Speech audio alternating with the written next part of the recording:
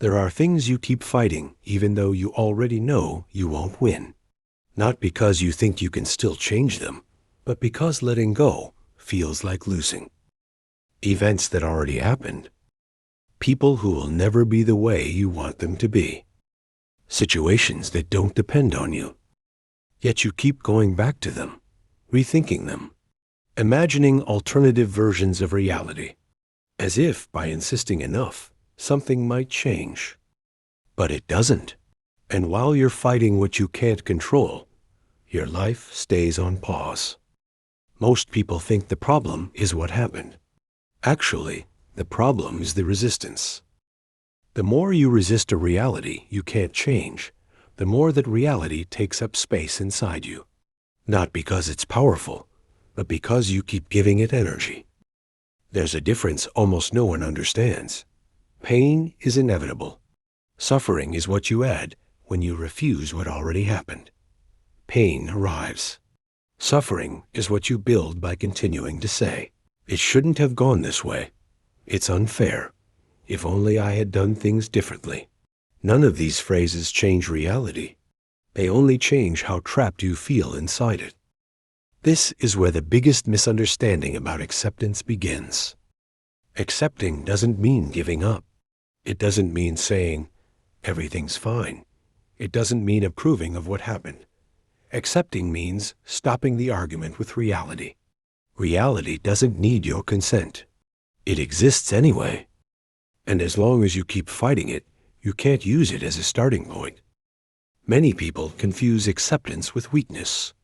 They think that if they stop fighting, they'll lose something. In reality, the opposite happens. When you stop fighting what you can't change, you recover energy that was stuck in the past or in an imaginary version of the future. And only then can you do something concrete. There's a fundamental distinction that changes everything. What you can control and what you can't. You can't control the past. You can't control other people's decisions. You can't control many external circumstances. But you can control how you respond, where you place your attention, what you do now, starting from what is. Most people spend almost all their mental energy in the wrong place. That's why they feel exhausted without having moved an inch. Accepting isn't a mental act, it's an emotional process. You can't just understand acceptance. You have to go through it. That means allowing emotions to exist. Anger, sadness, frustration. Not to stay in them, but so you don't have to avoid them anymore. When you avoid an emotion, that emotion controls you. When you truly feel it, it loses its power. There's also a language that keeps resistance alive. Phrases like, "I can't accept this," "It's too much," "It shouldn't have happened." Every time you repeat them, you're telling your nervous system that reality is a threat. A small change in language creates a different space. It happened. I don't like it, but this is where I start from. It's not positive. It's not spiritual. It's functional. In the end, acceptance always leads to the same question. Not, "Why did this happen?" Not, "Whose fault is it?" But, given that this is reality, what do I do now? That question marks the shift from paralysis to movement. Not grand gestures, not revolutions. One possible action, here, now.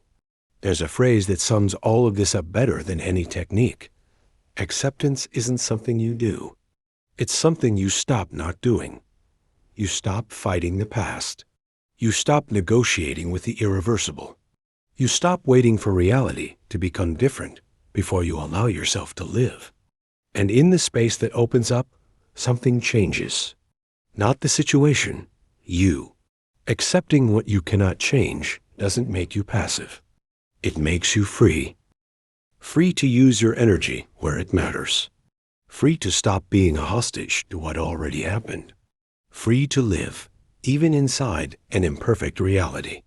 Because peace doesn't come when everything gets fixed. It comes when you stop fighting what can't be fixed. And from there, finally, you can move. Thank you for taking this time to reflect with me. I hope you carry something from this conversation into your day, into your life. Be gentle with yourself until we meet again.